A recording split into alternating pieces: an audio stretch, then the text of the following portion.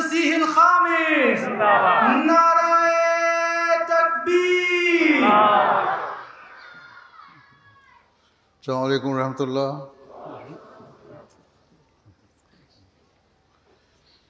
أشهد أن لا إله إلا الله وحده لا شريك له وأشهد أن محمدا عبده ورسوله. أما بعد فأعوذ بالله من الشيطان الرجيم. بسم الله الرحمن الرحيم. الحمد لله رب العالمين الرحمن الرحيم مالك يوم الدين. إياك نعبد وإياك نستعين. اهدنا الصراط المستقيم صراط الذين أنعمت عليهم غير المغضوب عليهم ولا الضالين. Today, আজ আপনারা এখানে নিজেদের বার্ষিক ইজতেমায় অর্থাৎ খোদামুল আহমদিয়ার ন্যাশনাল ইজতেমায় অংশগ্রহণের জন্য এসেছেন, যা সমস্ত ইজতেমাগুলোর মৌলিক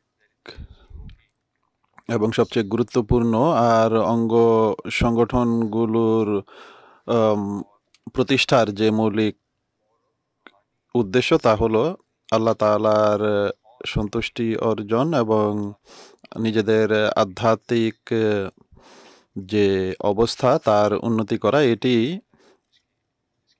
মৌলিক নীতি যার অধীনে এই সংগঠনগুলো প্রতিষ্ঠা করা হয়েছে। আপনারা মজলিস খুদামুল আহমদিয়া এবং আতফালুল আহমদিয়ার যারা সদস্য আছেন তাদের সর্বদা এই বিষয়টি স্মরণ রাখা উচিত যে এই মজলিসগুলোর প্রতিষ্ঠার উদ্দেশ্য কি, এমনকি যতদূর আতফালদের সম্পর্ক রয়েছে তাদের এই শিক্ষা দীক্ষা যা তারা এইসব দেশে অর্জন করেন সেগুলো তাদের মেধায় বিকাশের ক্ষেত্রে একটি গুরুত্বপূর্ণ ভূমিকা রাখে। আমি ব্যক্তিগতভাবে দেখেছি যে 10 বছরের শিশুরাও এমন হয়ে থাকে যারা অনেক গভীর এবং গবেষণা ধর্মী প্রশ্ন করে থাকে যেগুলোর সম্পর্ক ধর্মের সাথেও থাকে। আর এতে এই বিষয়টি বোঝা যায় যে তাদের মাঝে পটেনশিয়াল রয়েছে বা এই সামর্থ্য রয়েছে যে তারা খুব স্বল্প বয়স থেকেই তারা বেশ বড় বড় বিষয় বোঝার ক্ষমতা রাখে। আজ আমি এই বিষয়টি উল্লেখ করতে চাই যে কিভাবে আমাদের খোদ্দাম এবং আতফালরা নিজেদের ধর্মীয় উদ্দেশ্যকে কিভাবে সামনে রেখে তাকে বাস্তবায়ন করতে পারে। খোদামুল আহমদি এবং আতফালুল আহমদিয়ার সদস্য হিসেবে আপনাদের এটি স্মরণ রাখতে হবে যে আপনাদের নিজেদের ধর্মীয়, আধ্যাত্মিক এবং চারিত্রিক মানকে অনবরত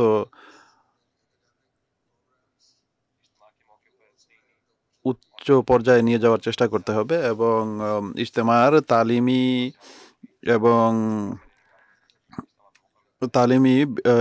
যে প্রতিযোগিতা হয় সেগুলোতে অংশ নেওয়ার পাশাপাশি আপনারা স্পোর্টস বা খেলাধুলার প্রতিযোগিতায়ও অংশ নেওয়া উচিত।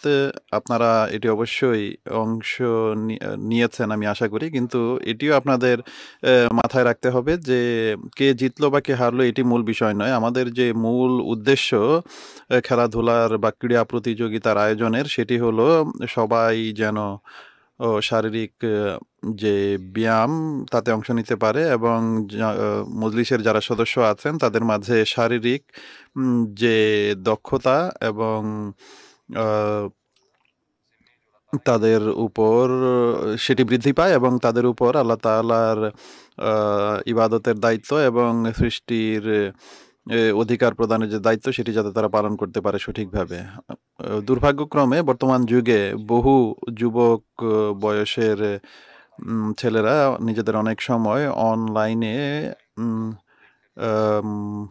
অশ্লীল প্রোগ্রাম এবং বৃথা আহ, কাজে ব্যয় করে, আর ঘরের বাইরে গিয়ে কোনো শরীরচর্চামূলক কাজে অংশ নেওয়ার পরিবর্তে তারা অনলাইনে বেশি সময় কাটায়। এই বিষয়টিকে দৃষ্টিপটে রেখেই এইসব ইজতেমার আয়োজন করা খুবই গুরুত্বপূর্ণ, কেননা এখানে আপনারা একটি আম, উৎসাহ লাভ করেন যে বাইরে গিয়ে কিভাবে খোলা বাতাসে বা খোলা আকাশের নিচে নিজেদের শারীরিক যেই দক্ষতা বৃদ্ধির বিষয়টি রয়েছে সেটিকে কাজে লাগাতে পারেন, বা আপনারা নিজেদের শরীরচর্চামূলক যে সকল কাজ রয়েছে সেগুলো করতে পারেন। আর নিজেদের শরীরকে বা দেহকে সুদৃঢ় করার উদ্দেশ্য এটি নয় যে আপনারা বাহুবল প্রদর্শন করবেন, বরং এর উদ্দেশ্য হলো মানুষ যখন স্বাস্থ্যবান হবে তখন সে নিজের জীবনের বা সৃষ্টির যে উদ্দেশ্য সেটিকে আরো ভালোভাবে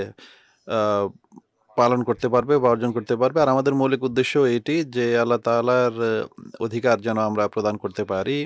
আর এসব খেলাধুলার প্রতিযোগিতা বা ক্রীড়া প্রতিযোগিতা যেগুলো রয়েছে এগুলো আপনাদের মেধা বা কে প্রশান্ত করার জন্য বা আপনাদের মানসিক প্রশান্তির জন্য প্রয়োজনীয়। সেই সাথে এর পাশাপাশি আপনারা পড়াশোনার ক্ষেত্রেও অধিক আম, উৎসাহ বা অধিক মনোযোগ পান, আর আপনাদের মেধার বিকাশে এটি সহায়ক হয়ে থাকে। হুজুর বলছেন যে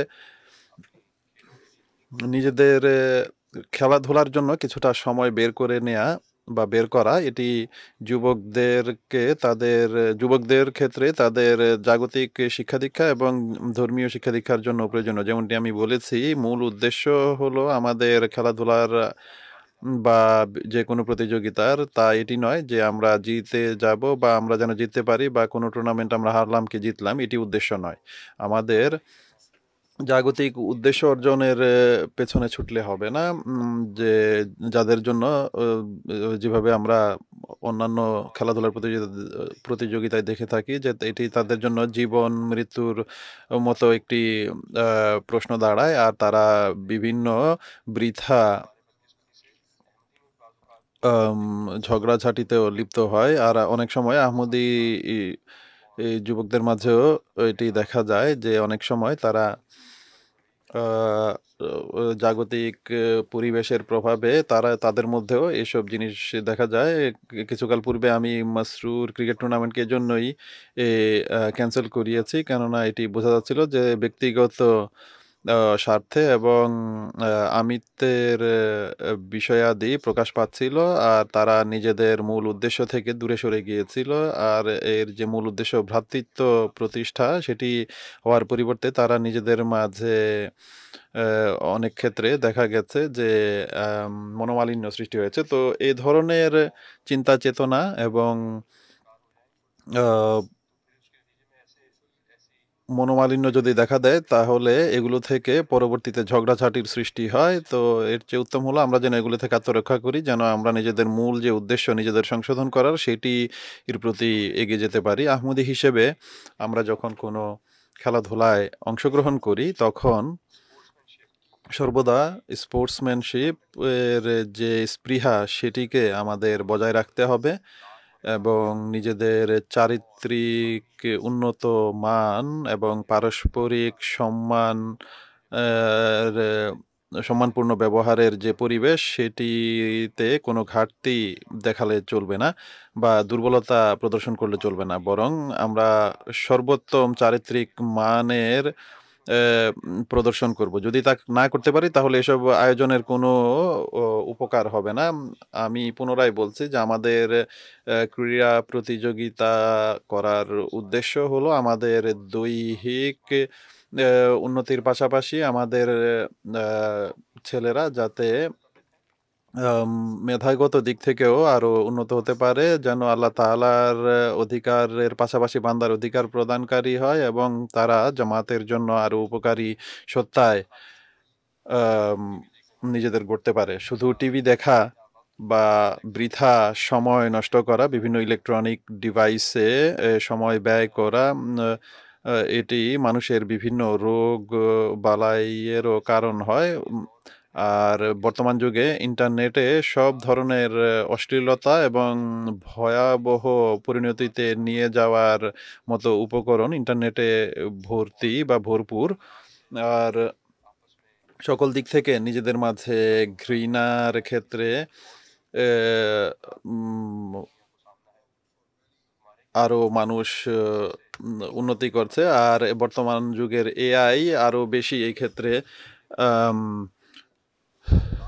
ভূমিকা রাখছে। আর আমি অনেক বছর ধরে সতর্ক করে আসছি, বর্তমানে আমরা এর ভয়াবহ পরিণতিও দেখতে পাচ্ছি। বর্তমান বা সাম্প্রতিক রিপোর্ট থেকে দেখা যায় যে বহু এমন যুবক আছে যারা আত্মহত্যা করেছে, কেননা তারা অনলাইন তাদেরকে অনলাইনে কেউ কেউ ভয় দেখিয়েছে বা থ্রেট দিয়েছে, এবং এর ফলে তারা এতে এত বেশি প্রভাবিত হয়েছে যে তারা আত্মহত্যা করে ফেলেছে।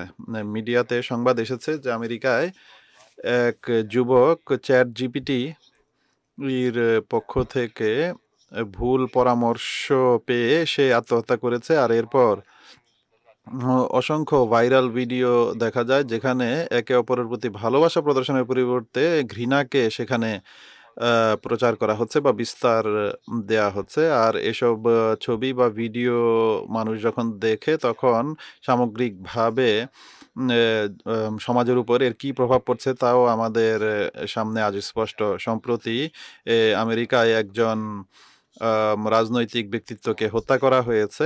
আর একটি স্টেটের উন্নত কর্মকর্তা বলেছেন যে যুবকদের উচিত যে এসব ইলেকট্রনিক ডিভাইস বন্ধ করে বাইরে যাওয়া এবং সেখানে গিয়ে খোলা বাতাসে সময় কাটানো। জামাতের খিলাফতের ছায়ায় জামাতের যুবক বা আতফাল বা কিশোর এবং শিশুদের অনেক ছোট বয়স থেকেই এসব বিষয়ে তারা পরামর্শ পেয়ে থাকে। আপনারা যদি মুসলিম মাউদ রাদিয়াল্লাহু তাআলা আনহু এর লেখনী পড়েন তাহলে আপনাদের কাছে স্পষ্ট হবে যে তিনি বহু যুবকদের এবং জামাতের বিভিন্ন ক্ষেত্রে শিক্ষা দীক্ষা লাভের জন্য অনেক সুচিন্তিত সিদ্ধান্তের ভিত্তিতে তিনি এই অঙ্গ সংগঠনগুলো প্রতিষ্ঠা করেছেন। আর এরই প্রেক্ষিতে তিনি খুদ্দামুল আহমদিয়া এবং খুদ্দামুল আহমদিয়া প্রতিষ্ঠা করেছেন এবং খুদ্দামদের উদ্দেশ্যেও তার বহু নসিহত রয়েছে। আপনাদের জানা থাকবে যে হযরত মুসলিহ মাউদ রাদিয়াল্লাহু তাআলা আনহু খুদ্দামুল আহমদিয়ার উপর অনেক বড় একটি দায়িত্ব এই গুরুত্বপূর্ণ বাক্যের মাধ্যমে অর্পণ করেছেন যে জাতির সংশোধন যুবকদের সংশোধন ব্যতিরেকে সম্ভব নয়। আর এটি সবসময়ের জন্য অনেক গুরুত্বপূর্ণ একটি বার্তা আমাদের প্রদান করে। আর এই উদ্দেশ্য অর্জনের জন্য প্রতিটি খাদেমের সর্বাত্মক চেষ্টা করা উচিত। যে কেননা খুদ্দাম হিসেবে এখন আপনাদের দায়িত্ব হলো নিজেদের আধ্যাত্মিক এবং চারিত্রিক তরবিয়তের পাশাপাশি নিজেদের জাতিরও তরবিয়ত করা। এটি আপনাদের দায়িত্ব যে আপনারা জগৎকে প্রকৃত শান্তি এবং সমৃদ্ধির পথে নিয়ে আসবেন এবং স্থায়িত্বের পথে নিয়ে আসবেন। এটি আপনাদের দায়িত্ব যে আপনাদের অক্লান্ত পরিশ্রম করতে হবে। হজরত মসিহে মাউদ আলাইহিসসালাম এর মিশনকে পূর্ণ করার জন্য আপনারা শেষ নিঃশ্বাস পর্যন্ত চেষ্টা করবেন, কিন্তু অন্যদের নসিহত করার পূর্বে আপনাদের নিজেদের অবস্থা যাচাই করে দেখতে হবে যে আপনাদের অবস্থা কি। এটি হলো মানুষের অভ্যন্তরীণ সংশোধনের উদ্দেশ্য, যে প্রত্যেক আহমদী যুবক নিজেকে সবার আগে সামনে রাখবে। আর এটি এক মহান আধ্যাত্মিক বিপ্লবের ভিত্তি রাখার মাধ্যম। এটি সেই বাক্য যা হজরত মুসলিহ মাউদ রাদিয়াল্লাহু তাআলা আনহু আপনাদের প্রদান করেছেন। আর এর বাস্তবতাও তাই। যেমনটি আমি বলেছি যে জাগতিক বা দৈহিকভাবে সুদৃঢ় বা সুস্বাস্থ্যবান হওয়ার উদ্দেশ্য হলো আপনারা যেন এই মূল উদ্দেশ্যগুলো অর্জনের ক্ষেত্রে অধিক সামর্থ্যবান হন। বিভিন্ন ধরনের রিপোর্ট এবং গবেষণা থেকে এই বিষয়টি প্রমাণিত যে যারা দৈহিকভাবে সুদৃঢ় বা স্বাস্থ্যবান তারা নিজেদের আবেগ অনুভূতিকে আরো ভালোভাবে নিয়ন্ত্রণ করতে পারে।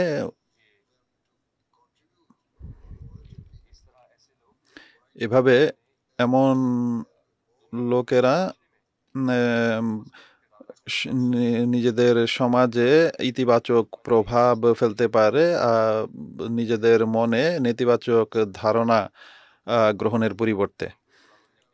খুদামুল আহমদিয়ার সদস্য হিসেবে আপনারা যে এই অঙ্গীকার করেছেন যে আপনারা নিজেদের ধর্মকে জাগতিক সকল বস্তুর উপর প্রাধান্য দেবেন, তাই এর যে মৌলিক ফিলোসফি বা দর্শন তা হলো তাই যা হজরত মুসলিহ মাউদ রাদিয়াল্লাহু তাআলা আনহু আপনাদের যে স্লোগান দিয়েছেন বা দান করেছেন এবং যে নারা দান করেছেন যে আপনাদেরকে নিজেদেরকে এমনভাবে গড়ে তুলতে হবে যে আপনাদের মাঝে সেই যোগ্যতা সৃষ্টি হবে যে আপনারা আহমদিয়াতের উজ্জ্বল তারকায় পরিণত হবেন। তাই প্রতিটি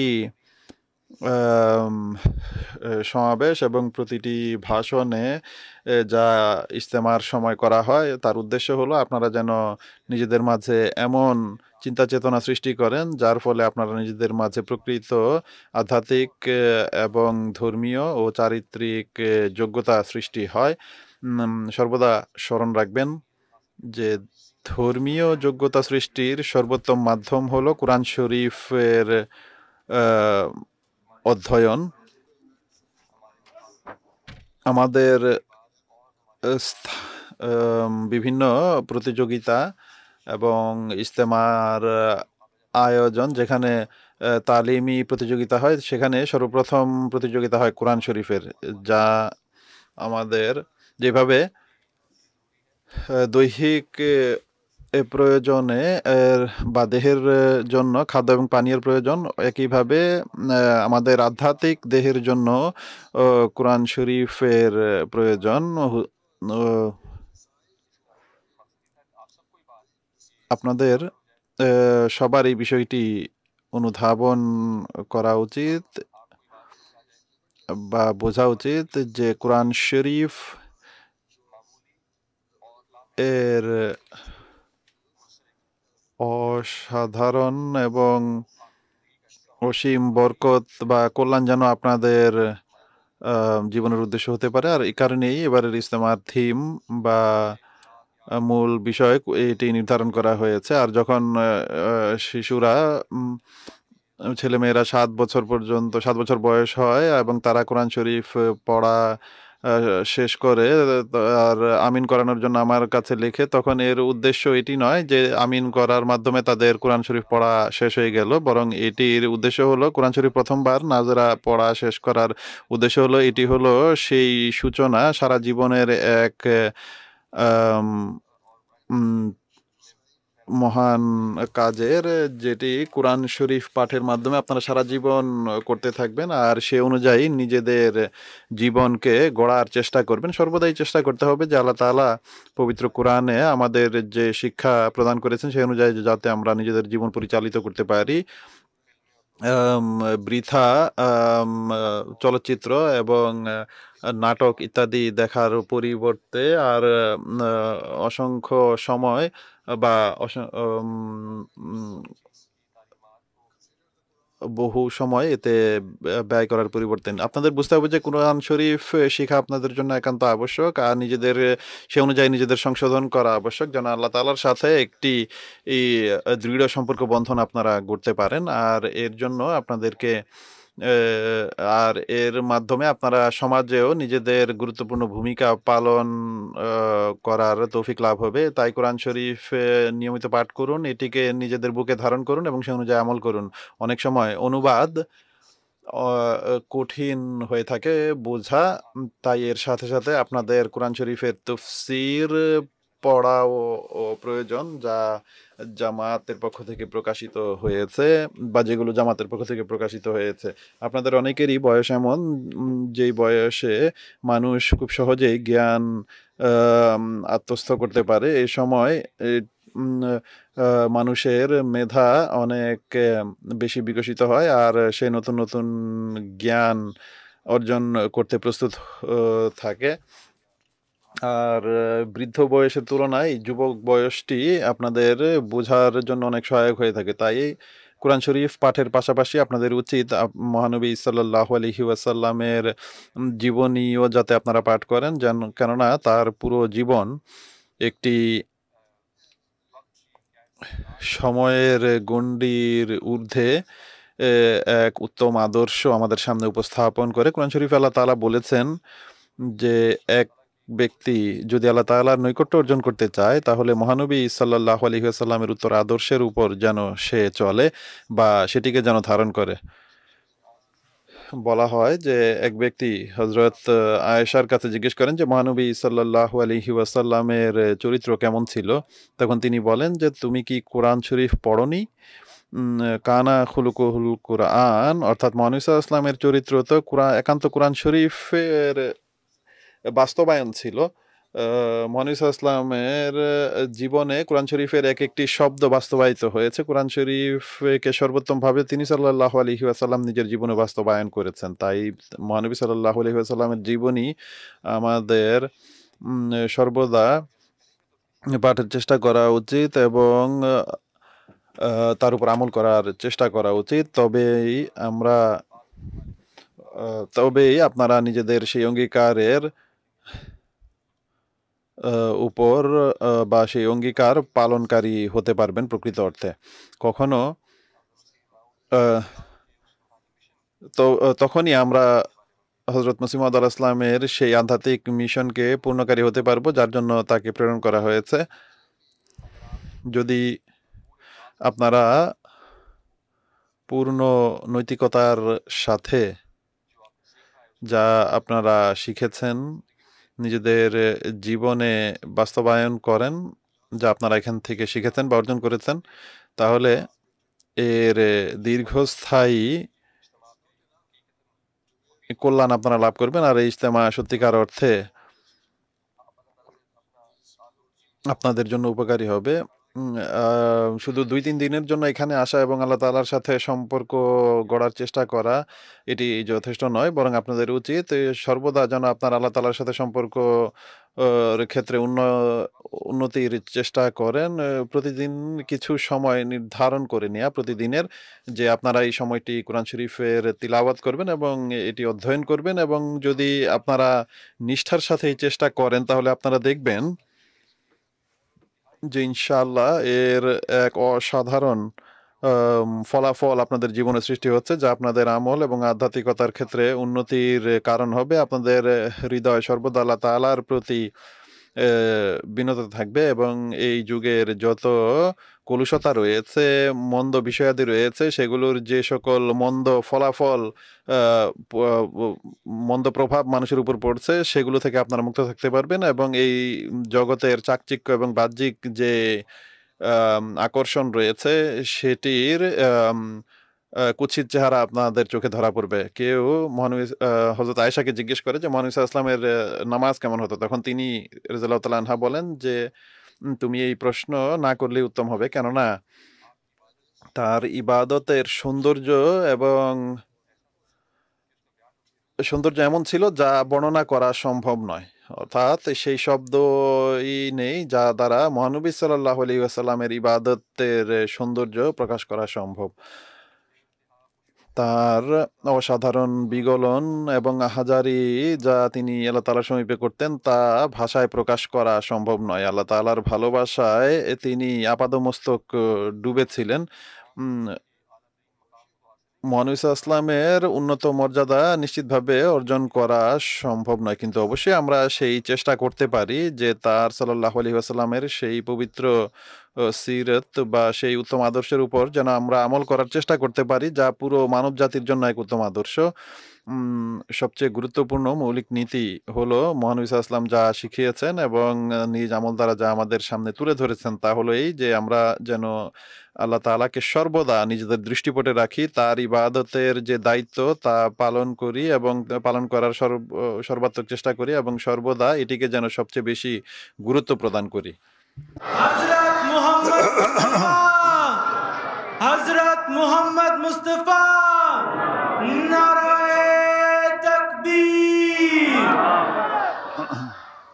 In the Holy Quran, Allah the Almighty testifies to how the Holy Prophet ﷺ was immersed in his remembrance and worship. Thus, Allah Ta'ala says, কুরআন শরীফে আল্লাহ তাআলা মহানবী সাল্লাল্লাহু আলাইহি ওয়াসাল্লামের ইবাদতের সাক্ষ্য এইভাবে দিয়েছেন যে আল্লাহ তাআলা বলেন, কুল ইন্না সলাতি ওয়া নুসুকি ওয়া মাহইয়ায়া ওয়া মামাতি লিল্লাহি রাব্বিল আলামিন। অর্থাৎ তুমি বলে দাও যে আমার দোয়া, আমার নামাজ, আমার ইবাদত এবং আমার জীবন এবং আমার মৃত্যু সবকিছুই আল্লাহ তাআলার খাতিরে, আল্লাহ তাআলার জন্য উৎসর্গিত, যিনি সমস্ত জগতের প্রভু প্রতিপালক। এখানে আল্লাহ তাআলা স্বয়ং মহানবী সাল্লাল্লাহু আলাইহি ওয়াসাল্লামের পক্ষে সাক্ষ্য দিচ্ছেন যে তার প্রতিটি নিঃশ্বাস, প্রতিটি আমল, তার পুরো জীবন, তার মৃত্যু সবকিছুই আল্লাহ তাআলার জন্য। এরপর আল্লাহ তাআলা পবিত্র কোরআনে মহানবী সাল্লাল্লাহু আলাইহি ওয়াসাল্লাম এর জন্য বলছেন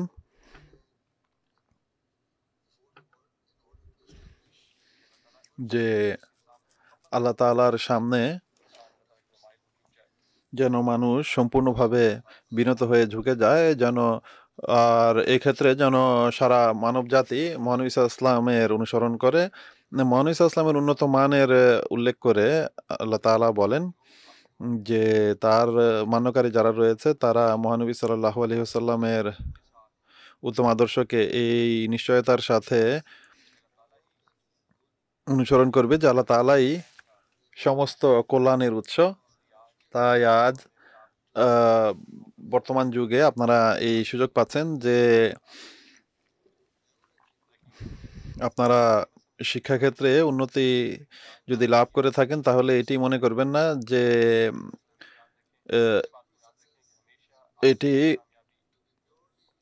আপনাদের নিজেদের কোনো যোগ্যতা বলে বা জগতের অন্য কারো কল্যাণে হচ্ছে, বরং এটি সম্পূর্ণভাবে আল্লাহ তাআলার অনুগ্রহবশত হচ্ছে বা অনুগ্রহের কারণে হয়েছে। যদি মানুষ নিঃস্বার্থ হয়ে নিজেদের দুর্বলতার দিকে দৃষ্টি দেয়, তাহলে সে খুব সহজে বুঝতে পারবে যে সে কত বেশি আল্লাহ তাআলার মুখাপেক্ষী বা আল্লাহ তাআলার সাহায্যের মুখাপেক্ষী যে কোনো কাজের ক্ষেত্রে বা যে কোনো বিষয়ে। আল্লাহ তাআলাকে যদি সর্বদা দৃষ্টিপটে রাখা না হয়, তার আমরা যদি মনে করি যে আর আমাদের যে বিভাগসমূহ রয়েছে বা জাগতিক যে সকল ক্ষমতা বা পদ রয়েছে, এগুলোই যদি আমাদের প্রভু হয়ে যায়, তাহলে নিশ্চিতভাবেই আমরা আল্লাহ তাআলা থেকে দূরে সরে পড়ব। আর এটি খুবই আফসোসজনক ঘটনা হবে। যে ব্যক্তি ইচ্ছাকৃতভাবে নিজের নামাজ পরিত্যাগ করে বা ইচ্ছাকৃতভাবে নামাজ বিলম্ব করে, কেননা সে জগতের বিষয়াদিকে প্রাধান্য দিচ্ছে, মহানবী সাল্লাল্লাহু আলাইহি ওয়াসাল্লাম একান্ত ঘৃণা বরং রাগ প্রদর্শন করেছেন যে ব্যক্তি ইচ্ছাকৃতভাবে নামাজ পরিত্যাগ করে, এবং তিনি বলেছেন যে সে শিরক করে এবং কুফর করে যে নামাজকে ইচ্ছাকৃতভাবে পরিত্যাগ করে। তাই প্রত্যেক আহমদের উচিত নিজেদের নামাজ বরং 5 ওয়াক্ত নামাজকে সর্বদা যেন সর্বাগ্রে রাখে এবং মহানবী সাল্লাল্লাহু আলাইহি ওয়াসাল্লামের জীবনীকে সর্বদা নিজেদের উত্তম আদর্শ হিসেবে দৃষ্টিপটে রাখে, কেননা মহানবী সাল্লাল্লাহু আলাইহি ওয়াসাল্লামের এই সমস্ত কুরবানি, তার সমস্ত কথা আল্লাহ তাআলার খাতিরে ছিল। আর এটিকেই আমাদের অনুসরণ করতে হবে বা অবলম্বন করতে হবে। তিনি আল্লাহু আকবরের এই যে ধ্বনি বা নারা দেয়া যে মহানবী সাল্লাল্লাহু আলাইহি ওয়াসাল্লামের প্রতি আমরা ভালোবাসা রাখি, তাহলে এগুলো সবই এই শুধু দাবি সর্বস্ব হবে যদি আমরা মহানবী সাল্লাল্লাহু আলাইহি ওয়াসাল্লামের উত্তম আদর্শের অনুসরণ না করি, সেটিকে নিজেদের জীবনে বাস্তবায়নের চেষ্টা না করি, তার পবিত্র জীবনীর উপর আমলকারী না হই। যদি আমরা সর্বদা আল্লাহ তাআলা, যিনি সমস্ত জগতের প্রতিপালক প্রভু, তাকে সমস্ত শক্তির উৎস মনে করি এবং কোরআন শরীফে যে সকল সত্যতা রয়েছে, অন্তর্নিহিত রয়েছে, আর জীবনের সমস্ত ক্ষেত্রে সেই সব সত্যকে নিজেদের দৃষ্টিপটে রাখি, যে কোনো জীবনের যে কোনো ক্ষেত্রে আমরা যদি কোরআন শরীফের শিক্ষাকে নিজেদের সামনে রাখি আর মহানবী সাল্লাল্লাহু আলাইহি ওয়াসাল্লামের প্রতি দৃষ্টি দিলে আমরা দেখি যে তার কোনো শত্রুও তার ক্ষেত্রে এই কথা বলতে পারেনি যে তিনি কখনো মিথ্যা বলেছেন বা মিথ্যা অবলম্বন করেছেন। তিনি সাল্লাল্লাহু আলাইহি ওয়াসাল্লাম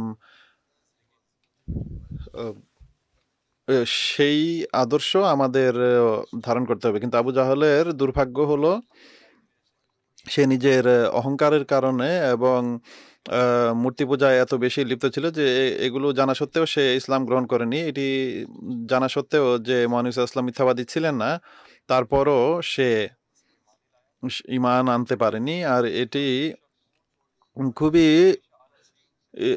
এই সাধারণ একটি বিষয় বোঝার ক্ষেত্রে যে ব্যক্তি উন্নত চারিত্রিক গুণের অধিকারী হয়, তাহলে এটি কিভাবে হতে পারে যে আল্লাহ তাআলার শিক্ষামালার ক্ষেত্রে কেউ মিথ্যা কথা বলবে?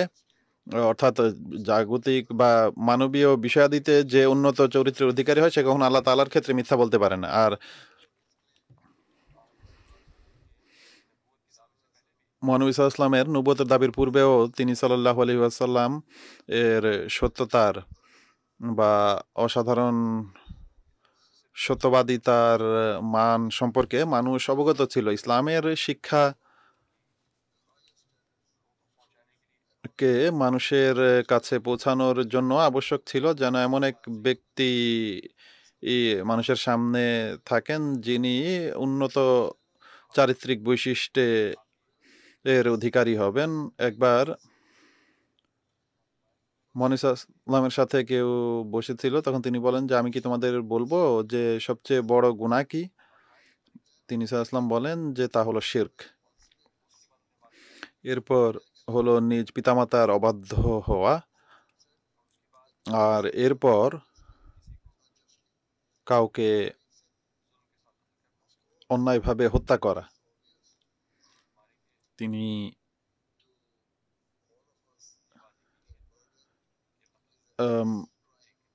হুজুর বলছেন যে এটি নিশ্চিত ভাবে জানা কথা যে হত্যা অনেক গর্হিত এক অপরাধ, আর সবাই এটি জানে যে শেষে মহানবী সাল্লাল্লাহু আলাইহি ওয়াসাল্লাম এটি বলেন যে আর মিথ্যা প্রতিশ্রুতি দেওয়া এবং মিথ্যা অঙ্গীকার করা এটিও অনেক বড় গুনাহ, যা মহানবী সাল্লাল্লাহু আলাইহি ওয়াসাল্লাম তিনি এই যে ধারাবাহিকতার উল্লেখ করেছেন, এখানে তিনি মিথ্যা প্রতিশ্রুতির কথা উল্লেখ করেছেন যে মিথ্যা অঙ্গীকার করা এটিও অনেক বড় এক গুনাহ।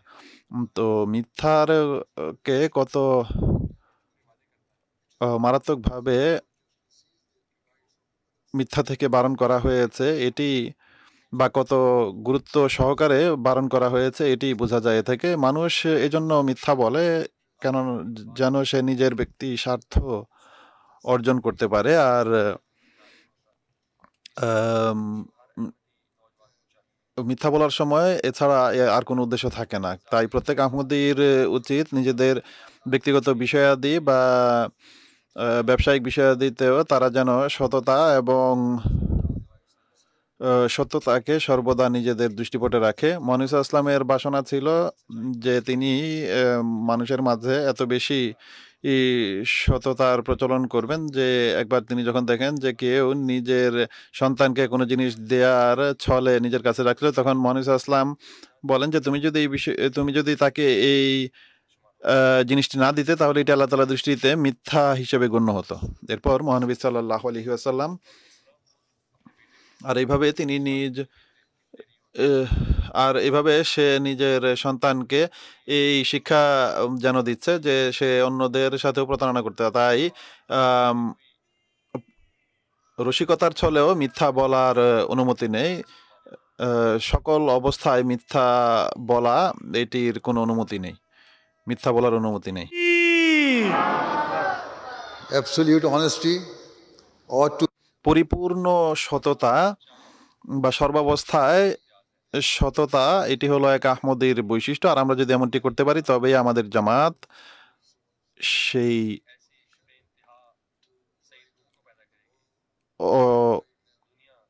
অসাধারণ রূহের সৃষ্টিকারী হবে যা সারা পৃথিবীর জন্য আদর্শ স্থানীয় হবে এবং সারা পৃথিবীর পথ প্রদর্শনকারী জামাত হবে। আরেকটি মন্দ বিষয় যা মানুষের মাঝে দেখা যায় তা হলো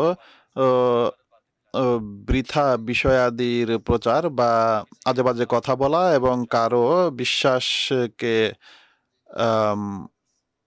বিশ্বাসে আঘাত করা এবং অন্যের দুশ্চিন্তার কারণ হওয়া।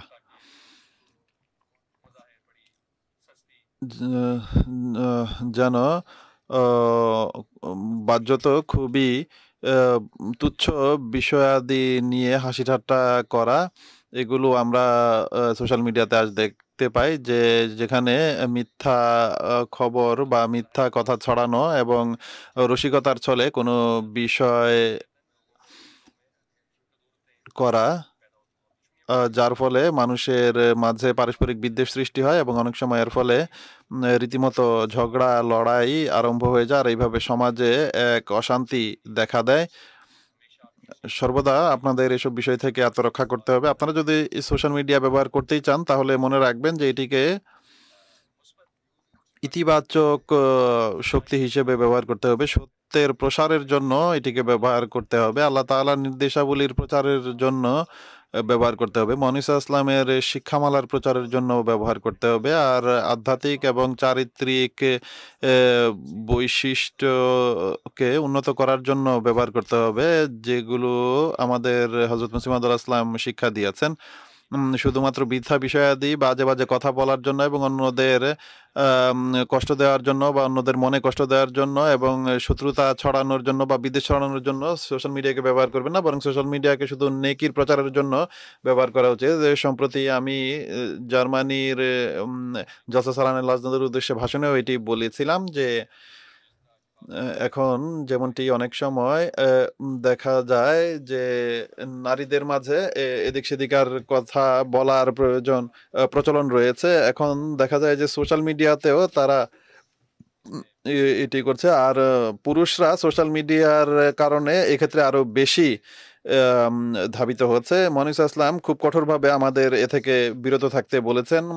তিনি বলেছেন যে মানুষের মাঝে সবচেয়ে বড় পাপী হলো সে যে মুনাফেক, যে কাউকে কিছু বলে এবং আরেক জায়গায় গিয়ে ভিন্ন কথা বলে। এই বিষয়টিকে সবচেয়ে বেশি অপছন্দ করা হয়েছে, হয় নিজের আনন্দের জন্য বা রসিকতার ছলে কেউ এটি করে থাকে আর সামাজিক অশান্তির কারণ হয়ে যায়। এমন ব্যক্তিকে মুনাফেক আখ্যা দিয়েছেন মহানবী সাল্লাল্লাহু আলাইহি ওয়াসাল্লাম। এমন আমল বা কাজকে পরিহার করার মাধ্যমেই আমরা তাকওয়া এবং নেকির ক্ষেত্রে উন্নতি করতে পারি, নতুবা আমাদের এই দাবি আর বাহ্যত আমাদের যে মিশন যে আমরা পৃথিবীতে এক বিপ্লব সাধন করব, এটি সম্পূর্ণ ব্যর্থ হবে। আপনারা যদি চান যে আপনারা জগৎকে উন্নতির দিকে নিয়ে যাবেন এবং এতে পবিত্র পরিবর্তন সৃষ্টি করবেন, তাহলে আপনাদের বুঝতে হবে যে কিভাবে মহানবী সাল্লাল্লাহু আলাইহি ওয়াসাল্লাম নিজ সাহাবীদের মাধ্যমে আধ্যাত্মিক বিপ্লব সাধন করেছিলেন। সেসব লোক যারা এক যুগে সম্পূর্ণ অজ্ঞতায় নিমজ্জিত ছিল এবং সম্পূর্ণভাবে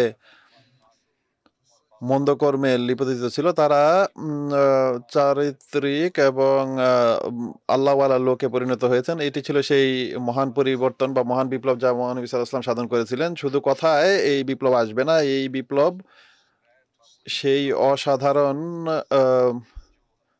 নিষ্ঠার কারণে সৃষ্টি হয়েছিল যা সাহাবীরা মহানবী সাল্লাল্লাহু আলাইহি ওয়াসাল্লামের পরিপূর্ণ আনুগত্যের ফলে লাভ করেছিলেন। এক ব্যক্তি মুহাম্মদ সাল্লাল্লাহু আলাইহি ওয়াসাল্লামকে প্রশ্ন করে যে কিভাবে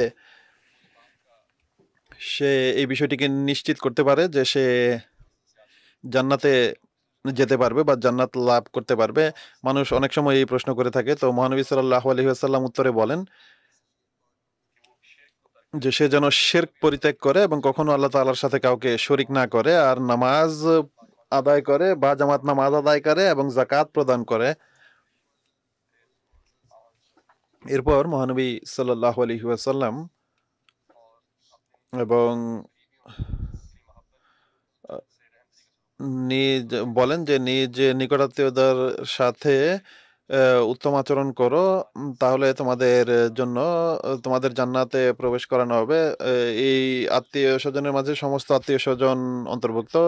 খুবই আফসোসের সাথে বলতে হয় যে আহমদী পুরুষ এবং নারীরা নিজেদের স্বামী বা স্ত্রী এর আত্মীয় স্বজন সম্পর্কে বলে যে তাদের আচরণ বা তাদের ব্যবহার তাদের সাথে ভালো নয় বা সঠিক নয়। এটি তো আমাদের শিক্ষার সম্পূর্ণ বিপরীত। যারা এমনটি করে থাকেন তাদের আল্লাহ তাআলার ভয় করা উচিত। পুরুষদের নিজ স্ত্রী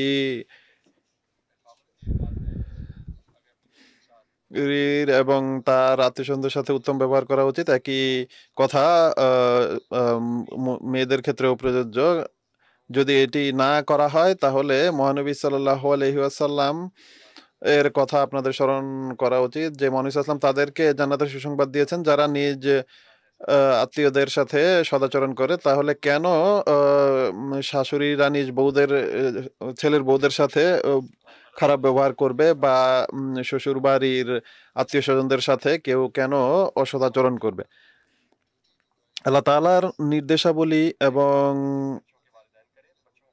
আল্লাহ তাআলার নির্দেশাবলীকে যদি পিতামাতা এই অমান্য করে তাহলে সন্তানদের উপরে কি প্রভাব পড়বে? এক খাদেম আমাকে জিজ্ঞেস করেছিলেন যে কতদূর এক ব্যক্তির নিজ পিতামাতার আদেশ মান্য করা উচিত। আমি তাকে বললাম যে পিতামাতার সমস্ত কথাই মান্য করা উচিত, কিন্তু এমন কথা নয় যে আল্লাহ তাআলা এবং ইসলামের শিক্ষার পরিপন্থী এই আদেশ হলে সেটি মানা যাবে না। এমন সন্তান নিজ ধর্মের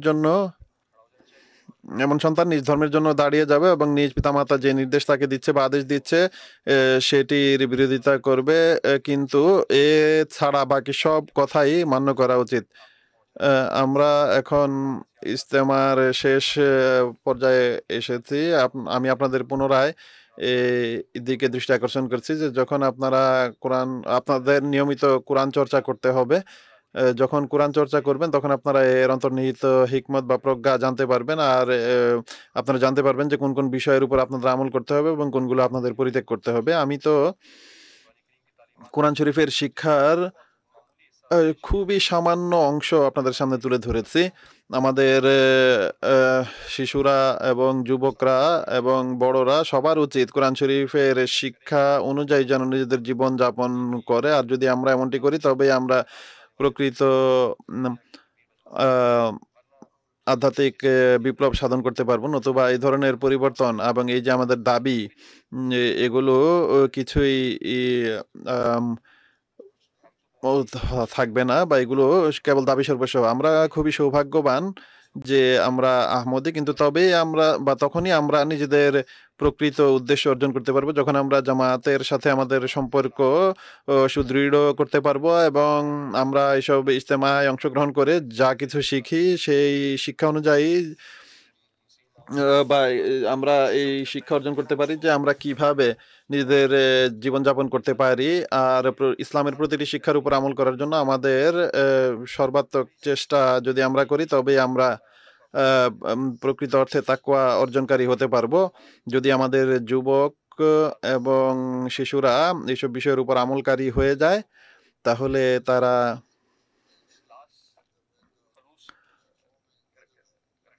এমন নিষ্ঠা অর্জনকারী যুবক হবে যারা জগতে এক আধ্যাত্মিক জাগরণের কারণ হতে পারবে। নতুবা মুসলিম মাউদ রাদিয়াল্লাহু তাআলা আনহু যেমনটি বলেছেন যে জাতির সংশোধন যুবকদের সংশোধন ব্যতি রেখে সম্ভব নয়। এটি শুধু দাবি সর্বস্বই থেকে যাবে। যদি আমরা নিজেদেরই সংশোধন না করি তাহলে আমরা জাতির সংশোধন কিভাবে করব?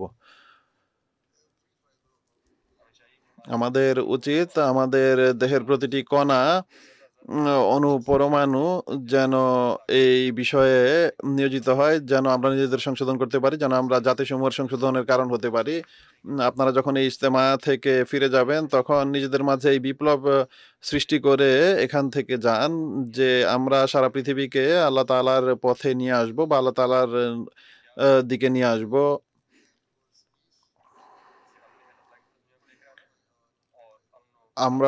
এটি আমরা কিভাবে করতে পারি? জগৎকে শান্তির দিকে কিভাবে নিয়ে আসতে পারি? আমি দোয়া করছি আন্তরিকভাবে যে আল্লাহ তাআলা আপনাদের তৌফিক দিন যেন আপনারা এই বিপ্লব সাধনকারী হতে পারেন এবং আহমদিয়াতের সত্যিকার অর্থে তারকা হতে পারেন। এখন আমার সাথে দোয়ায় যোগ দিন।